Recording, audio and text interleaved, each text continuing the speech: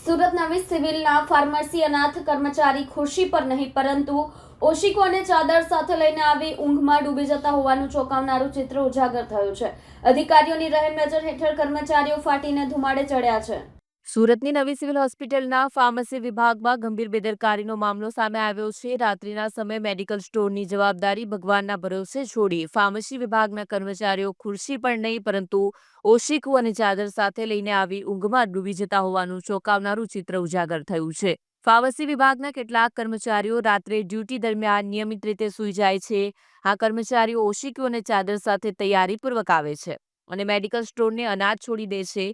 આવી બેદરકારીથી દર્દીઓ અને તેમના સગાઓને જરૂરી દવાઓ મેળવવામાં મુશ્કેલી પડે છે, જે હોસ્પિટલની સેવાઓની ગુણવત્તા પર પ્રશ્નાર્થ ઊભો કરે છે।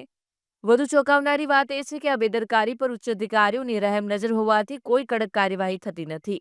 સૂત્રોનું માનીએ તો અધિકારીઓ આવા કર્મચારીઓને બચાવતા હોય તેવું લાગે છે।